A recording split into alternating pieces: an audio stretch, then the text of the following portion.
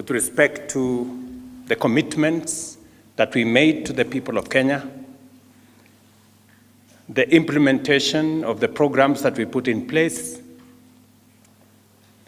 to actualize our commitments. The situation was where we were part of our term. So let me begin by saying that we've had a good engagement looking at whether we overpromised. And it was very clear to us that we did not, that Kenya needed transformation. It needed something out of the ordinary. And that is what we have on offer from this administration. And let me just give you maybe 7 areas that are of concern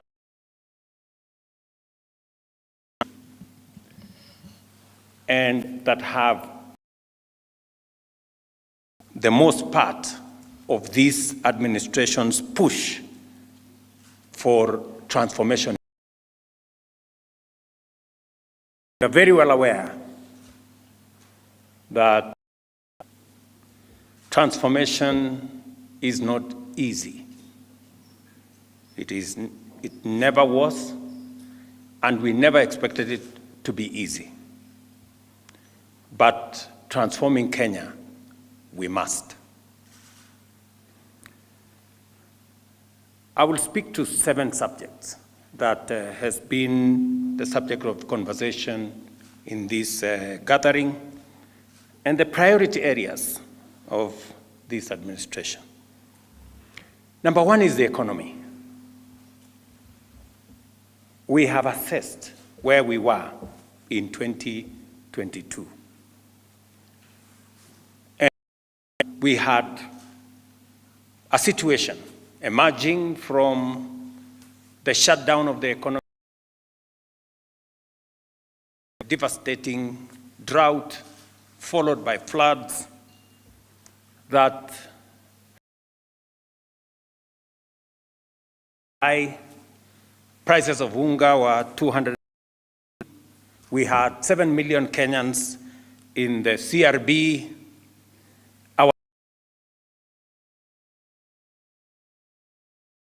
Our exchange rate skyrocketed to about 165 shillings. It went to a low of $6.5 billion with supply of our fuel requirements. And treasury bills were trading at around 16%.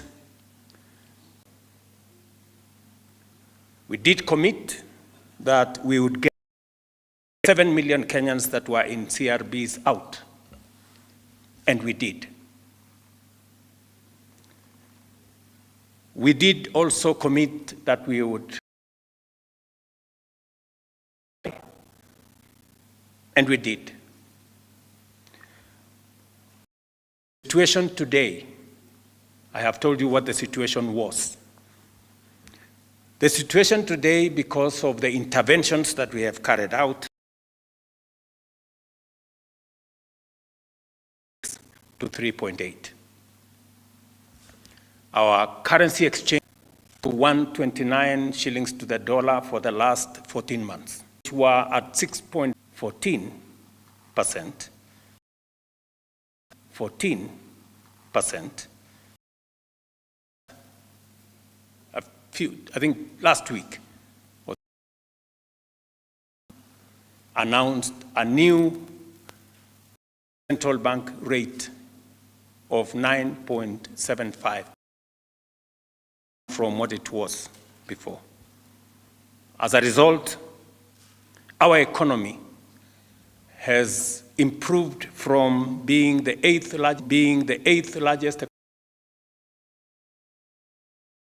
largest economy in Africa.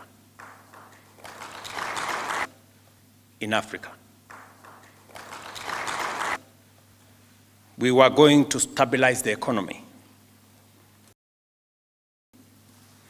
And by God's grace, the economy today is different from what it.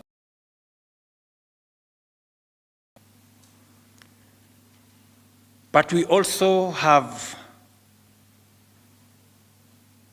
done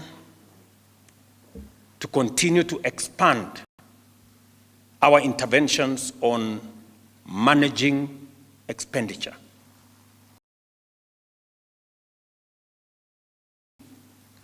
Our revenues. It is our intention and the targets we have for the future as a percentage of GDP from to see whether we can take it to 19, 20%. That is our looking forward. We're also looking forward to ensuring that we maintain our foreign exchange reserves by supporting more exports of goods, of services, so that we can grow our balance of payment numbers. That is on the economy. Number two, on agriculture, we did commit to the country that we were going to undertake robust, far-reaching reforms in the agricultural sector. And as I have said, you know very well that we had an untenable situation where the cost of living was very high. The largest contributor, as you all know, to inflation and the cost of living is the cost of food.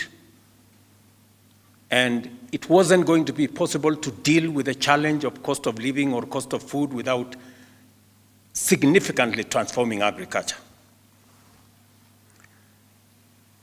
So what did we do to deal with that situation that we had where agriculture was not supplying enough food? We had challenges of policies in that space. We had fraud on fertilizer and all the other interventions that were going on. And we had challenges of farmers getting adequate prices or the correct prices for their produce. So as an administration, we took 5 steps to transform the agricultural sector. Number one, we changed from subsidizing consumption and instead went to support production. That is why instead of subsidizing unga, we decided to subsidize fertilizer, because it makes the whole difference. We took the next step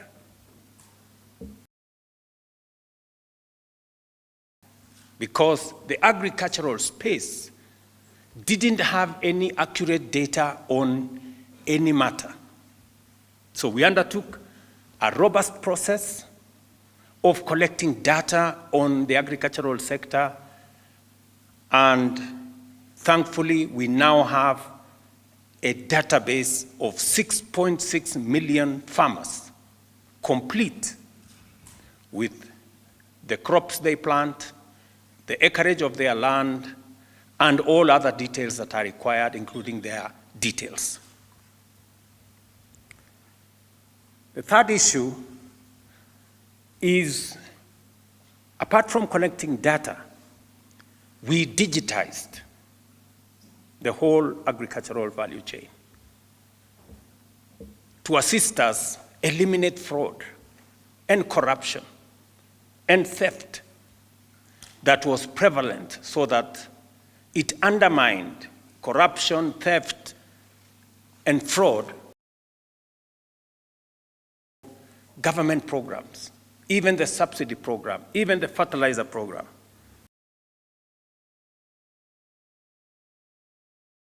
result of the interventions that we have carried out in the agricultural sector, as per the commitment to the people of Kenya, we have reformed the coffee sector.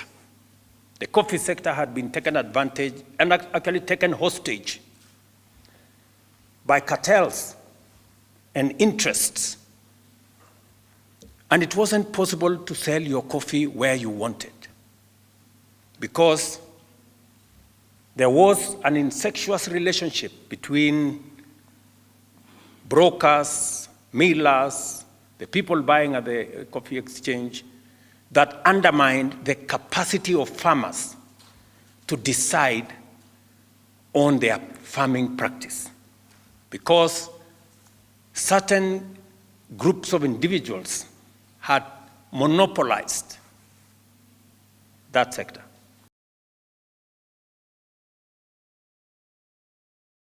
They were also millers, they were also brokers who bought coffee at the coffee exchange. We have since dismantled and we have changed the delivery model in the coffee value chain. We have also undertaken far-reaching reforms in the agricultural sector, in the sugar sector. As we all know, always, since I was Minister for Agriculture, we always went to seek. This is a commitment we made. The business interests who had taken hostage the sugar sector head on. At some point, I had to tell them, Mom,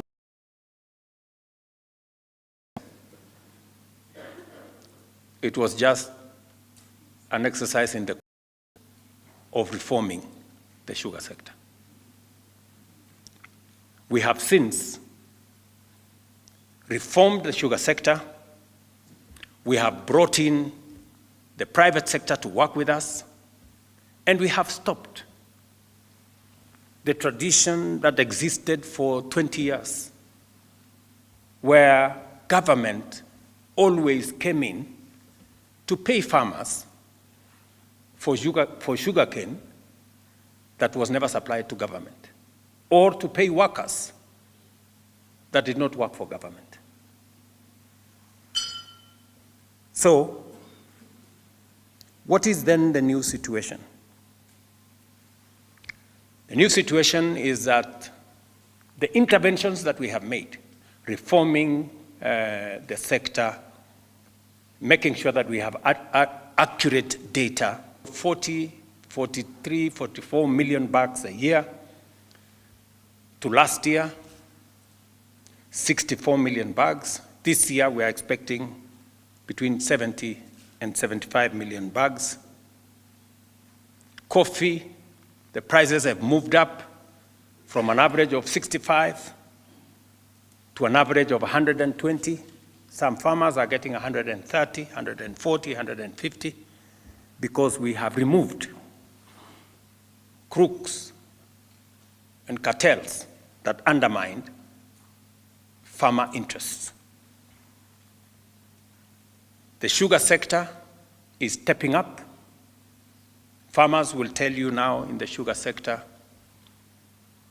for the factories that we have already completed, farmers will now never be paid by government. They will be paid by the factories that they supply their sugarcane to. We have agreed with all the private sector players that farmers will be paid not in 6 months or 1 year, as has been the case before, but they will be paid every 7 days. Workers will be paid on time, and every year, sugarcane farmers will receive a bonus. We have already actualized that in one of the first factories, Mumias, that we started with. All the other formerly government-owned sugar mills will follow suit. By December this year, we intend to pay bonus to sugarcane farmers across the sugar mills that were formerly owned by government, because we have reformed that sector. But we still have some work to do. For the future,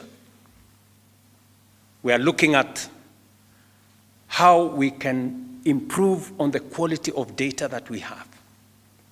We are now bringing data on livestock so that we can facilitate the vaccination that is underway.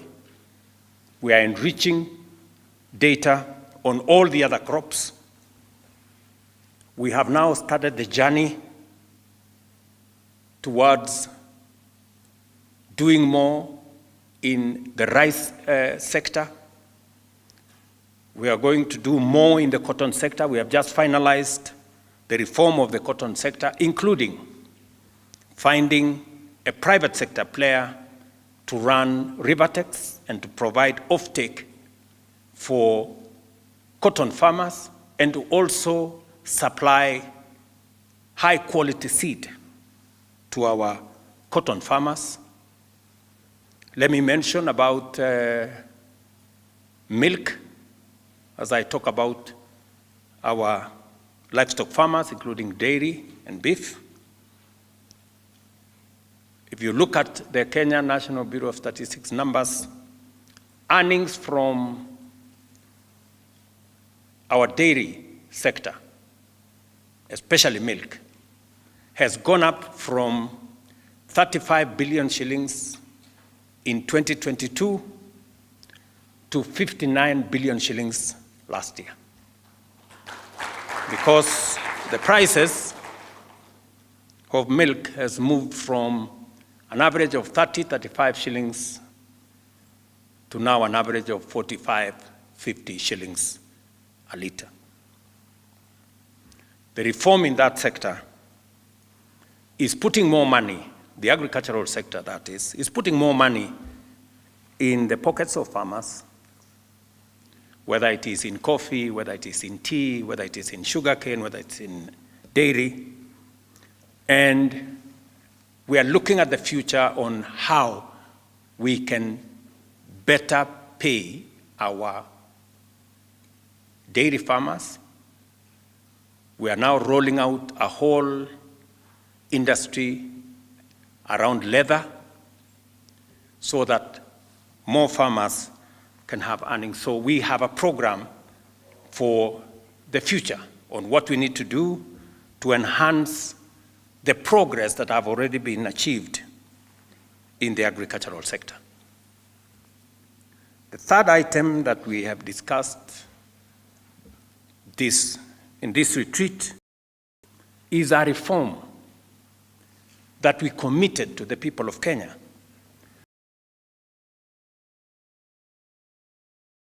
Far-reaching, transformational reforms in the education confronted us. We had a chronic teacher shortage problem that was known to everybody.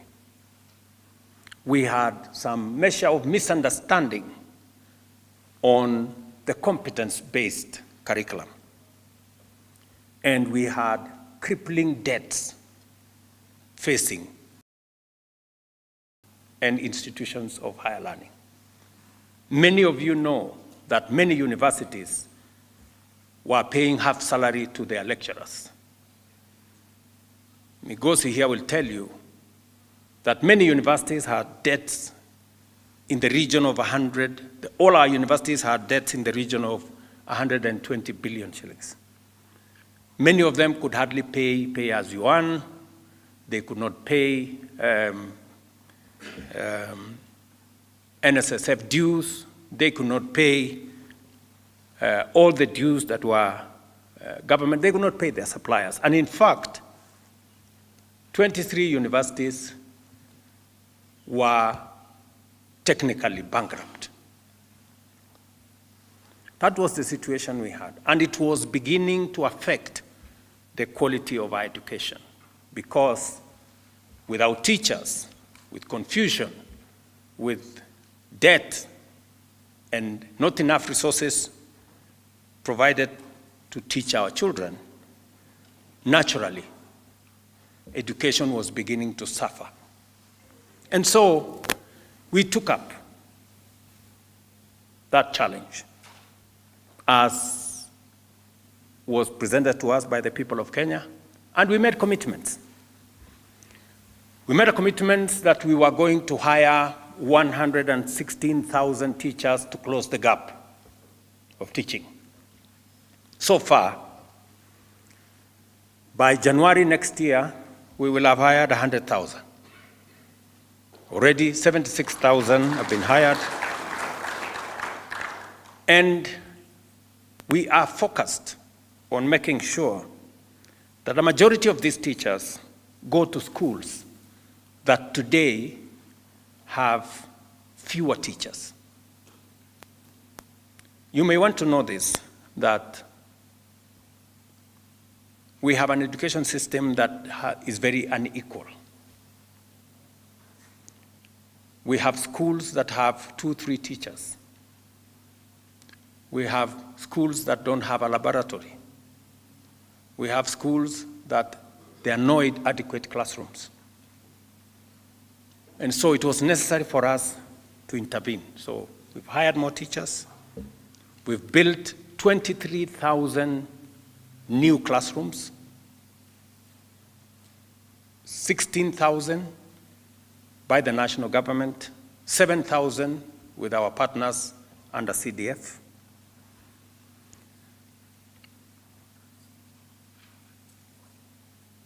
We have streamlined the competence-based curriculum, working with the stakeholders. We went out to listen to Kenyans on how they wanted this to be, and we have now completed, and now it is no longer competence-based curriculum, it is now competence-based education and training. We have since changed the funding model.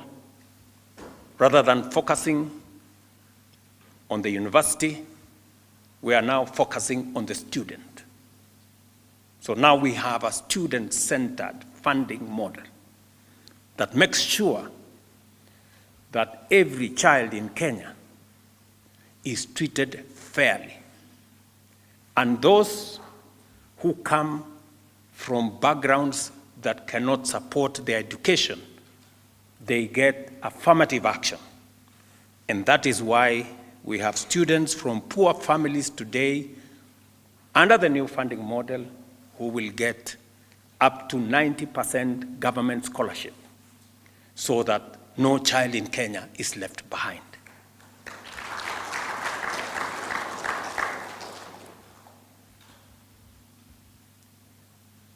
Of course, like any new funding model, we had challenges.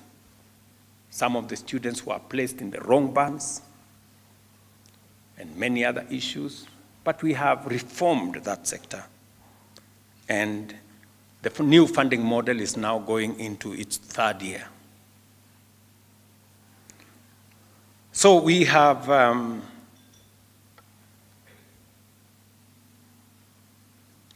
because of the new funding model, we now have adequate resources going to our universities. Ask any vice chancellor. The old funding model almost destroyed our universities. Today, our universities are on sound footing. I had an occasion to go to Cooperative University, and I asked the vice chancellor directly, and he gave me a report that he could now pay his staff, lecturers and staff on time, in full. He could now pay his suppliers. He could pay government taxes. And he just asked me to continuously look at making sure that the means testing instrument was accurate, so that we place students in the right bands. What do we intend to do going into the future on education? Number one, we still have schools that have no laboratories. And some of our students engage with the Bunsen burner for the first time during exams.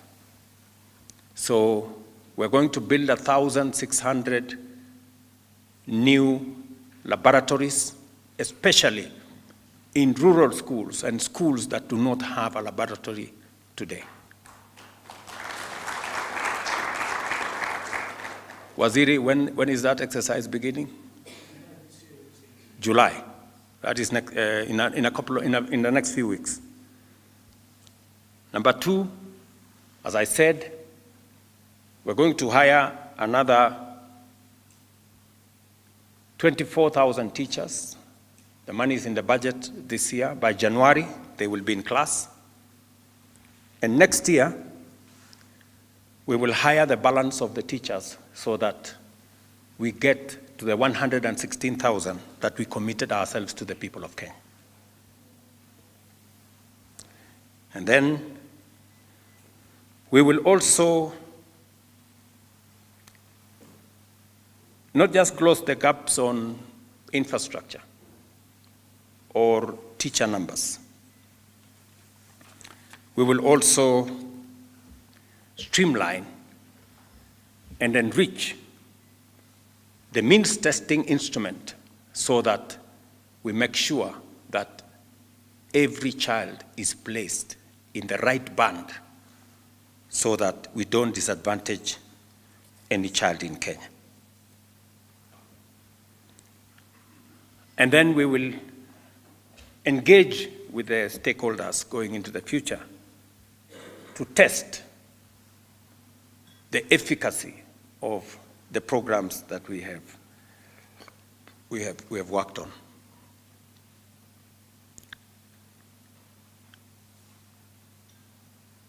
Let me go to the fourth item that informed. I told you I'm going to talk about 7 items. The fourth item that we have discussed this morning is matters to do with health.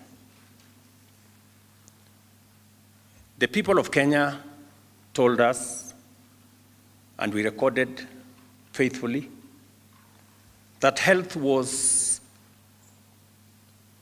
destroying families. 1 million Kenyans every year sunk into poverty, statistics show, because of health-related costs. Many citizens sold their properties, their livestock, they used their savings for matters health. And progressively, health was becoming a privilege for those who can afford, leaving behind those who could not, to the vagaries and to the designs of fate. So, we looked at the situation and we made a commitment, and we all know that every person has in their phone WhatsApp groups formed to look for money to pay for hospital bills for a brother here, a relative there, a friend in another place, a stranger in another place. Members of parliament, leaders, MCAs, and everybody else in between can testify to this. So, what did we do? before I talked about what did we do, the situation was that, we're doing Harambes left, right, and center. NHIF had accumulated a debt of 32 billion shillings, owing so many facilities, and that debt was growing by 1 billion shillings every year. So it wasn't getting better, it was getting worse. And it was just a matter of time before NHIF would finally collapse.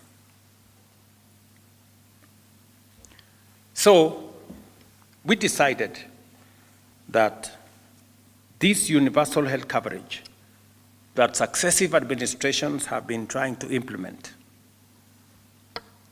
it was there, you all remember, in the NAC manifesto. It was there subsequently in the NASA manifesto. It was there in our Jubilee manifesto. It was there in the Azimio manifesto. We had it in the Kenya Kwanza manifesto. And we all agreed that it was something that needed to be done. And somebody needed to do it. And some administration needed to actualize it. After many failed attempts, we looked at it candidly and we said, we must provide a very firm foundation, a solid legal foundation, because it was a very heavy responsibility. So we had stakeholder engagements before the elections, we had stakeholder engagements after the election, and we finally came to the conclusion that it was not possible to reform the NHIF because it was fatally broken. And we decided that we needed to have a new health framework. So over the last 2 years and a bit,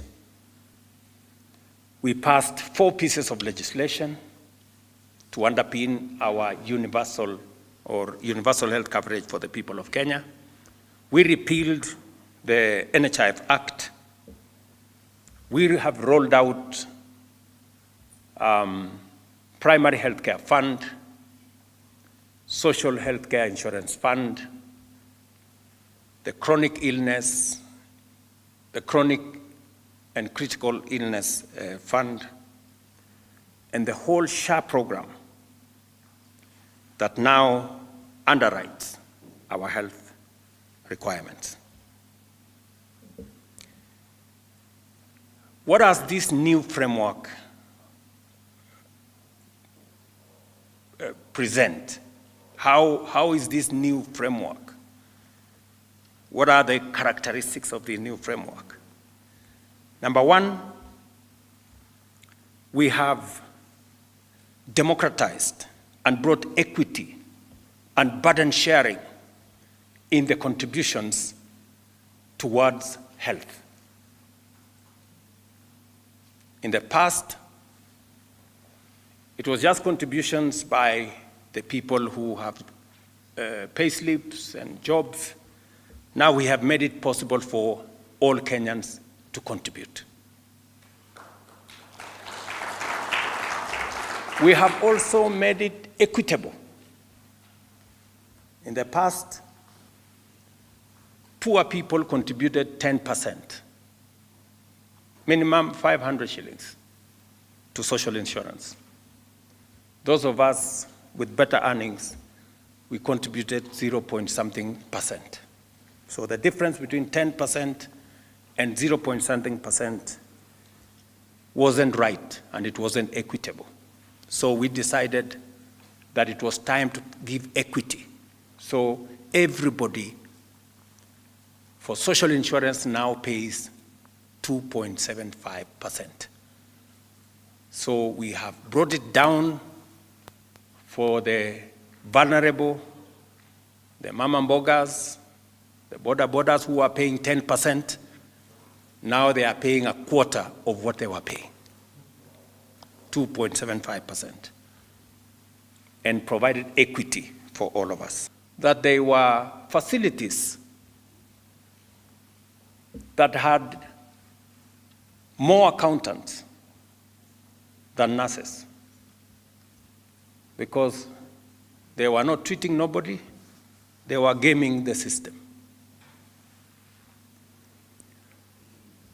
We have now closed down, how many facilities was it?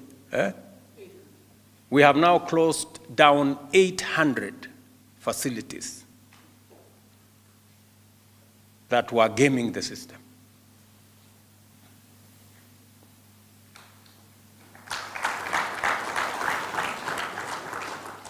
And that has been necessitated because we have digitized the whole system.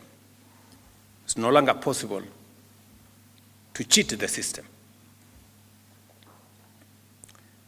And therefore, apart from enabling everybody to participate, giving an opportunity for the people who are self-employed to have a health insurance, the people who are not employed to have a health insurance, digitizing the whole system, making sure that we have equitable contribution, we have also made it possible that when you register today in SHA, you are eligible to be treated today.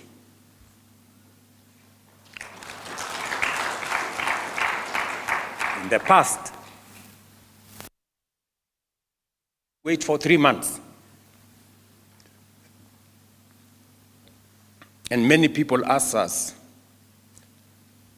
supposing after the 3 months, what will have happened if I was sick? Do I have to postpone the illness? So we have made it possible under the new social health insurance for beneficiaries to benefit instantly on registration. So, as a result, we have eliminated fraud, we have enhanced efficiency, we have enhanced accountability, and Kenyans today believe more than they have done in the past on matters healthcare. As a result, the numbers speak for themselves. Where we had 7 million registered members under NHIF, today we have 23 million Kenyans registered under SHA.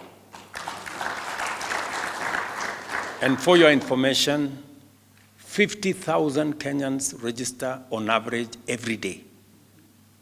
We've had a high of 90, what was the highest number we registered in a day? 93,000 Kenyans is the highest that registered in one day. But on average, 50,000. Over the weekends, they come down to 30,000, but on average, 50,000. And the numbers are counting because Kenyans now know that when you register, number one, you have access for free to level 1, level 2, level 3, and part of level 4. And then you have access when you make your contribution to level 5, level 6. Number 2, SHA has now paid 3.6 million for 3.6 million Kenyans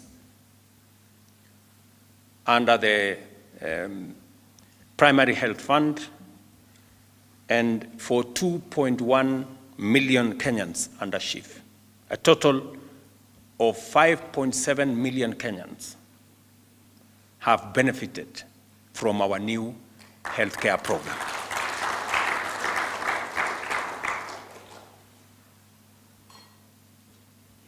We have paid to facilities, faith-based, private, public,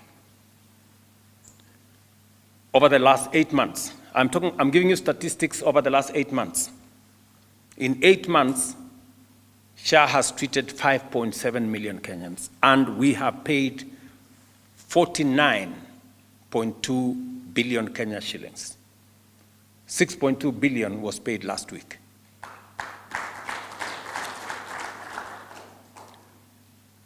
The transformation going on in our health care landscape is phenomenal.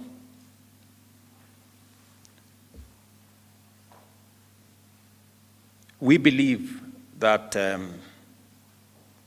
by the end of this, by the 1-year anniversary of SHA, we will have paid 3 times more than NHIF could pay in 1 year. That is the kind of transformation we're talking about. Already, at 49 billion shillings, NHIF used to pay an average of between 20 billion and 25 billion a year. In 8 months, we have almost doubled what NHIF used to pay in a whole year. That is what transformation looks like, in my opinion. What are we planning to do going into the future? We intend to get every Kenyan and their dependents registered in SHA. We are rolling out a national campaign to make sure that every Kenyan understands that it is necessary for them to be registered, because it gives us the opportunity, government at both levels, it gives us the opportunity to plan for our health. It gives us the opportunity to know how many people are in which facility, so that we can provide the right number of staff, the correct number of equipment, and also the adequate number of medical commodities, including drugs. So we are going to carry out a robust campaign as number 1. Number 2, working with counties, we are now rolling out equipment, provision of equipment under different frameworks, one for fee-for-service, another one we are going to pay over time, and other services are going to be purchased outright. We have now an agreement with suppliers between the counties, the national government, and the suppliers for delivery of equipment to make this service that we now have the resources to pay for available. And number 2, we are completing the reform around KEMSA.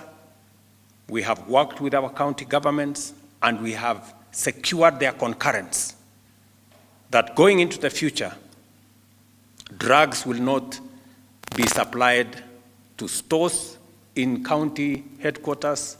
Drugs will leave KEMSA and go direct to facilities. We have also agreed with them that as facilities, as SHA is paying for treatment, the component of payment that is as a result of drugs will be paid direct to KEMSA, to make sure that drugs do not run out in facilities because they have not been paid for. And I must commend county governments for their immense contribution to this program, because this is a program we share with them.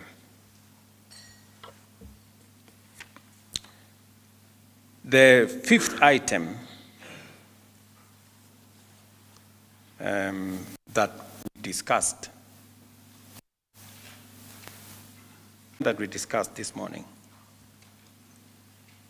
is matters to do with from about just under 300 and I think 350, 300 services that were online. We have now digitized 20,000 government services. We have moved payments to government from cash and other forms onto the e-citizen platform. We have brought more transparency into payments. We've brought more accountability into government revenue. And e-citizen has moved from collecting about 60 million shillings a day. Now e-citizen collecting between 700 shillings a day. Delivery of service efficient and also expanding opportunities for employment. We have a robust program on delivering internet using trunks on Kenya Power grid lines, and the process is moving faster so that we can digitize government more. And as a result, I have told you, we now have more government services available online. You can pay for those government services online. You can acquire or you can interrogate government services online. We are collecting more revenue of government online. But we are also still looking at the future. What do we need to do for the future? We need to finish the last mile, and that is the assignment that is now available to us going into the future. We need to complete the digitization of government so that no service, there are a number of services that are still not on board. We are asking ourselves why. And that's the question we intend to answer in the coming days, weeks, and months. Number two, there are some institutions that still don't want to pay on e-citizen because they have things to hide. There are some institutions that have taken us to court. We will be engaging with our primary and secondary school heads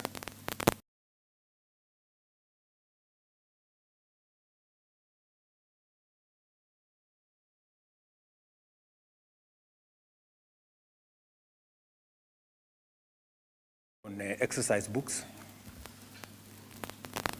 And we are telling them the era of transparency is here. Parents should insist on paying on e-citizen so that, and I want to thank schools that have agreed because they believe in transparency to get parents to pay on a digital platform. And many other institutions that are still out there. We will go after all of them so that is our exercise for the future. We also need to complete the construction of the 1,450 ICT hubs. We are not doing very well there. We are at about 200 and something. So we will be engaging our members of parliament because they are our partners. The Honorable Kabogo here and his team at ICT will be working with them. We are also developing networks to be able to get more computers because we need close to 150,000 computers to run our ICT hubs across Kenya. So that is going to be our assignment going forward, to work with partners to be able to get computers, and we are looking at possibilities of manufacturing those computers here in Kenya so that servicing becomes easy, and also create local expertise for us developing this space now going into the future. And we will be looking at how we can do this from a whole of government approach. The sixth issue that I want to talk about is our micro, small, and medium enterprises. As I told you, we had 7 million Kenyans that were, condemned by CRBs, credit rating bureaus, and they couldn't transact. They couldn't do much because they were rated as very dangerous people. We worked with the MNOs, and we managed to get these Kenyans out of the net. And the reason why these Kenyans were all in CRBs was because they were paying interest rates of up to 300%. We have since changed to borrowers at 8% per year, down from 300% to 8% per year. We have lent 65 framework. And we have, when people discover that being credit-worthy is necessary. And as a result, we are now transitioning 1.6 million of these borrowers. Now they can be lent to by banks because they have established a credit history that is credible.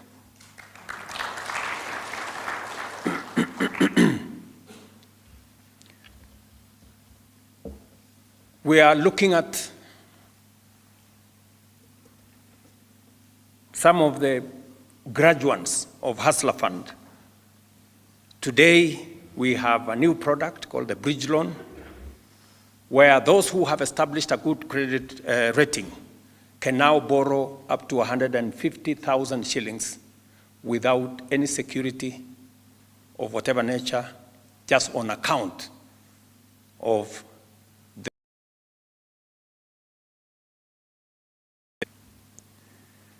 And again, on the Hustler Fund platform, we are now rolling out the Nyota program with the World Bank,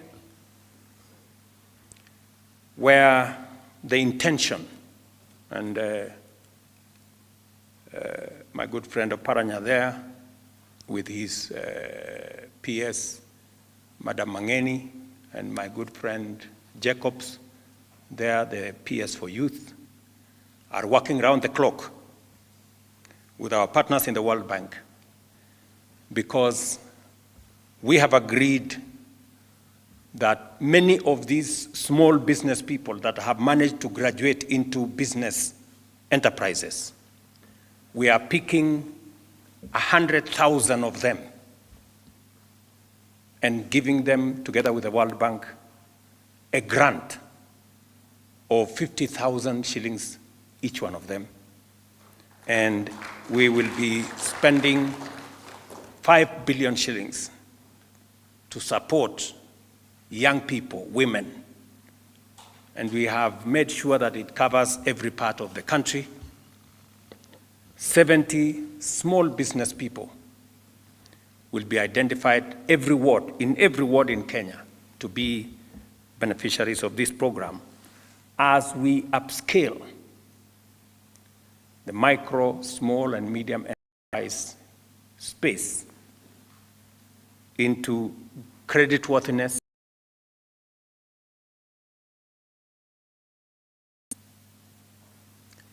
And finally, what we discussed this morning and afternoon is matters to do with the young people of our nation and jobs. We all agree as a nation that creating jobs or unemployment is a problem that we must solve. We have discussed unemployment for many years. Every election cycle, we are talking about unemployment. But we all know that jobs cannot happen. They must be created. Some deliberate, intentional policies must be put in place to create jobs. And we have interrogated our plan on creating jobs. And we have the following to say. We did make a policy decision that we were going to roll out our housing program. And our housing program, a constitutional imperative under Section 43 of the Constitution. Apart from it being about dignified living and having the history that we do, that the Housing Act was passed for the first time 60 years ago. The same time Malaysia passed their housing law, the same time Singapore passed their housing law, we passed our housing law. But today, the situation in Singapore, Malaysia, and all the others is different from the situation in our country. While 90-something% of the citizens of Singapore are home owners, 7 million people in Kenya live in slums. And we only have 30,000 mortgages for people to own homes. That is the difference between transformation and the lack of it. So, and as we all know, as the people of Kenya, we have discussed matters of unemployment, provided credible policy interventions that create known numbers of jobs. So this time round, as an administration, we decided to have 4 different programs. One is housing. So when we talk about housing, it's not just about getting people out of slums. It is not about getting people who are in the middle class to own homes instead of renting them.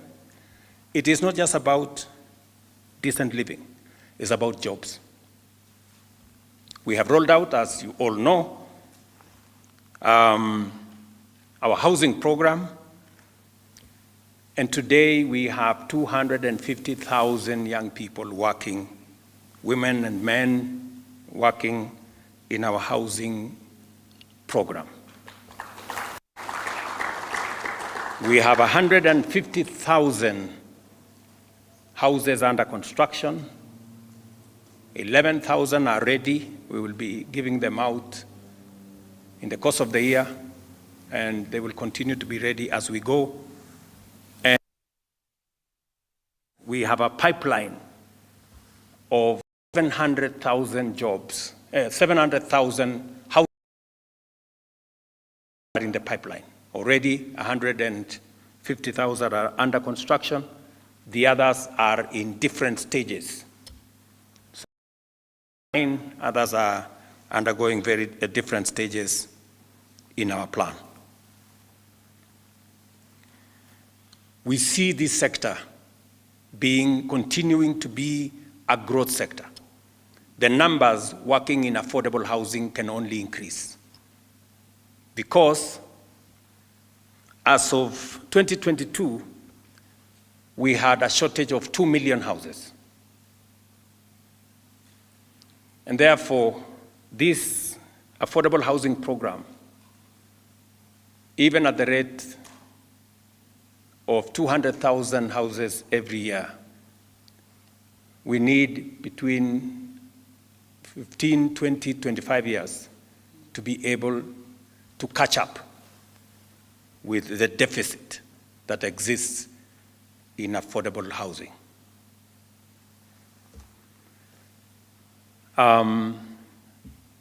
So we will continue to see new jobs in the affordable housing space of different categories. Architects are doing their part, engineers are doing their part, masons, carpenters, plumbers. Intention that we will get more Kenyans to own homes and to own a piece of what is Kenya. And that from our slums and create decent livelihoods.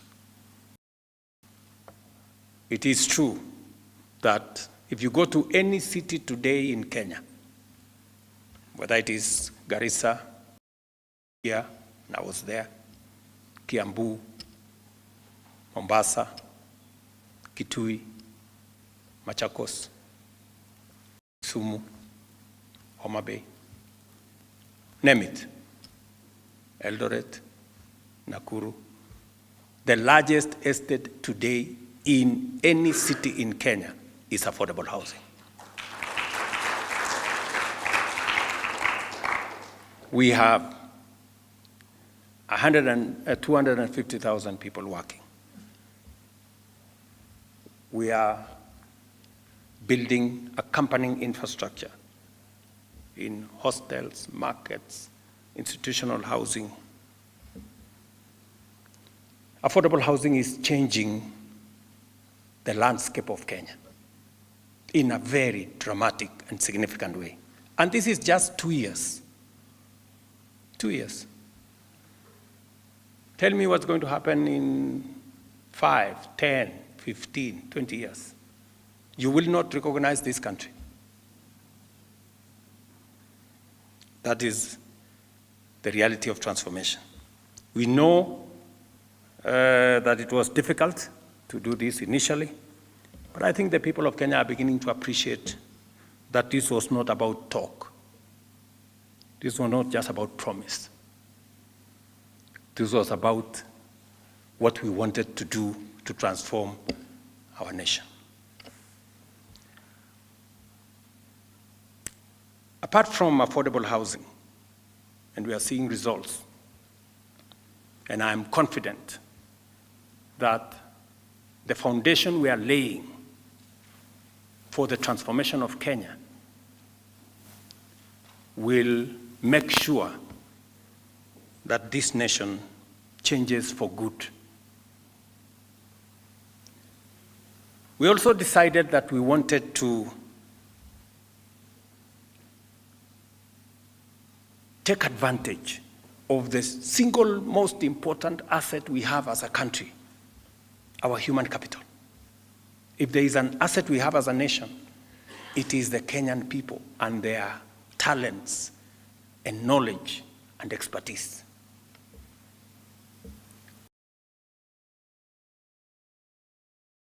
Human capital we have from this continent.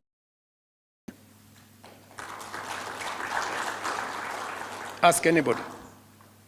Minimal supervision, very good English, you know.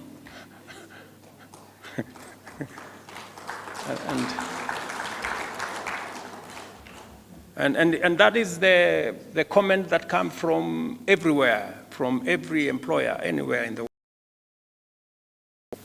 This jewel that we have, we want to not only use it to drive our own development, but we also a global workforce out of this very important asset that we have. And therefore, we provided pathways and avenues for Kenyans, not just to work at home, but to work as a global, professional workforce. And we made a deliberate intervention. So what did we do? What was the situation? The situation then was we had agents, about 1,000 wrong things. We didn't have a coordinated government approach. We hadn't signed bilateral labor agreements with where these Kenyans were going. So we had confusion in that space. So what did we do? First, I created a department for diaspora to work with the Ministry of Labor to ensure that Kenyans living abroad are attended to by the government of Kenya. Number two, we streamlined the National Employment Authority. And we deregistered close to 1,000 agents whose conduct suffered integrity challenges. We removed them from participating in that space. We also digitized the space on labor mobility and demanded that all the jobs were available that are available to Kenyans be put on a portal where government can see and those seeking opportunities can see. Today, you have it on that portal and you can see it for yourself. We also decided that we are going to support the Kenyans who want to go abroad. If they don't have money for a passport or a ticket, we're going to support them. So we instructed the National Youth Fund. We have now also brought on board Uwezo Fund. I hope the agreements have been concluded, Matamangeni, completed.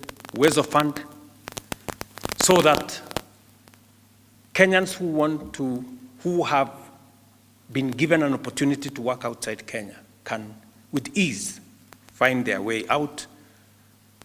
And we now have a database of Kenyans going to work abroad. Imagine, we didn't have a database of Kenyans going to work abroad.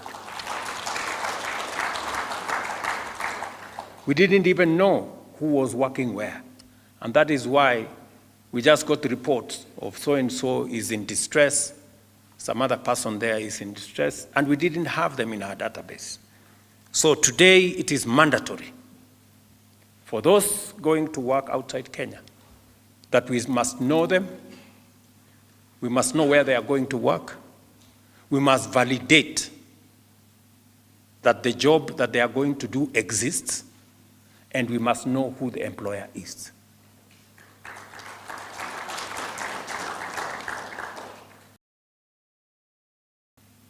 So, as a result, 400,000 Kenyans have found their way into jobs outside Kenya.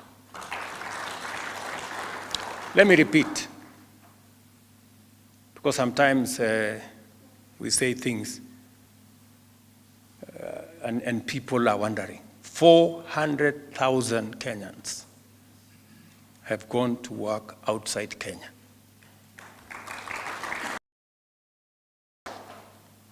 And they are contributing to our development. They are sending money to Kenya. In fact, in the supplementary budget, we have added 100 million shillings. I hope, Kipto, we did that. Mbadi, did you sign it off? Yes. Mbadi has, in this supplementary budget, just for the next 1 month, we have provided 100 million shillings to Youth Fund to facilitate people who want to go and work outside Kenya.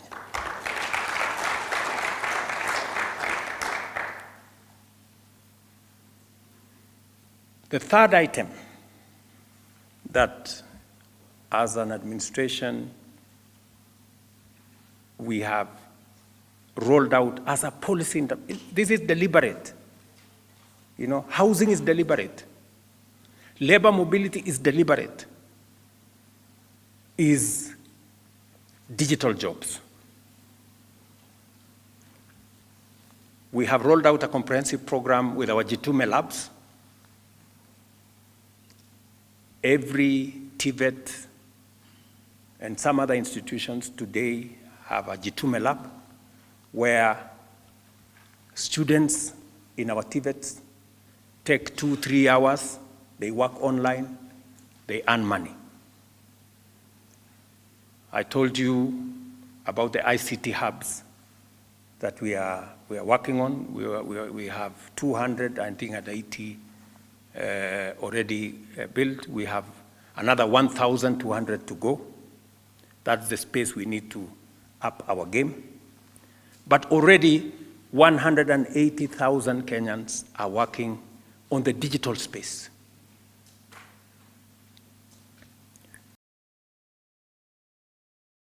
Speak to it. You know, remittance come from Kenyans working abroad and Kenyans working on the digital platform. By $1 billion in the last 2 years. It was $4 billion.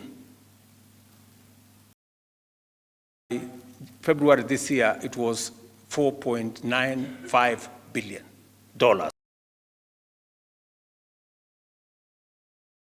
Remittance. That is money coming from Kenyans either working abroad or working online.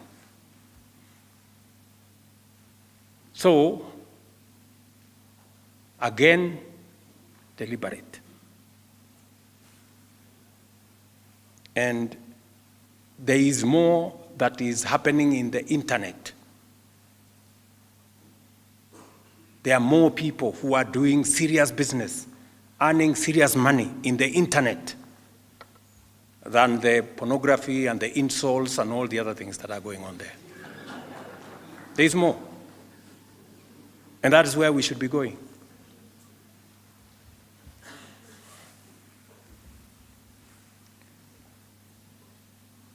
And we are looking at other interventions.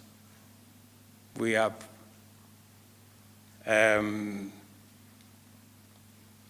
what we call climate works. Again, because of the climate challenges and what we need to do about our environment. We are again rolling out another 110,000 opportunities for Kenyans to work in the climate work space, to work with us. Already 20,000 in Nairobi City are onto that course. And we've just advertised opportunities for 110,000.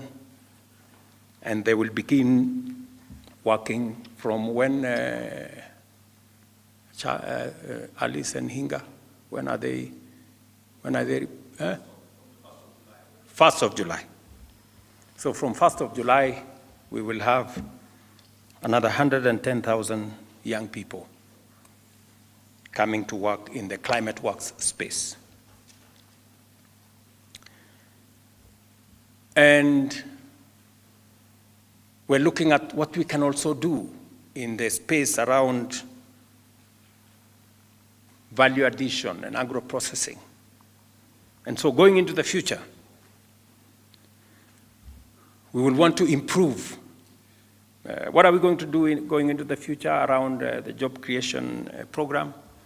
We will step up our housing program. We will also expand the number of bilateral labor agreements. The Honorable Musalia Mudavadi here is leading our team in bilateral labor agreements with more countries. to give us more opportunities for Kenyans to work. Now have skilled workers, professional workers, renegotiate some of the bilateral labor agreements and ensure that professional cadres. We are also working on making sure that more Kenyans can speak more than one language. German, Chinese, French, Spanish. That's our next horizon, and the Ministry of Diaspora is working with different institutions. I am happy that KMTC, for example, is beginning to teach. Is that correct, Mudoni? Yes, sir. We are teaching French, German, Amharic, and Arabic. Right. So that is the next horizon. We're going to make Kenyans truly global citizens, that they can work anywhere. So that is the next horizon we are working on. We are also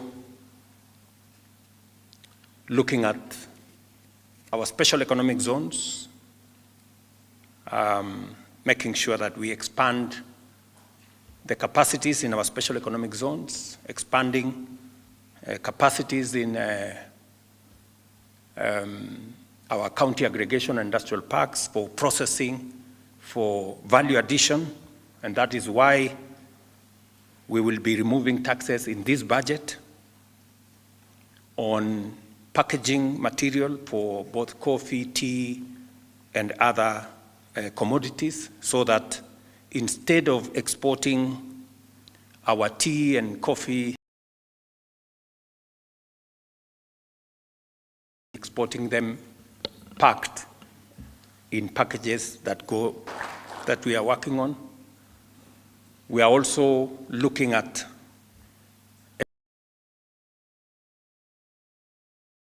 value addition and agro-processing. Economic partnership agreement we signed with the 26 countries or 27 countries in the EU came into force, or tariff-free access to a 1 billion people market. Already assessed from this morning, and I thought we should brief on what this cabinet retreat is about. And we now have an energy, and we are confident that with the broader goodwill of ideas and synergies created, the momentum for the delivery of the transformation of Kenya. It's not the next election. The focus is the transformation and putting a firm foundation for the transformation of our nation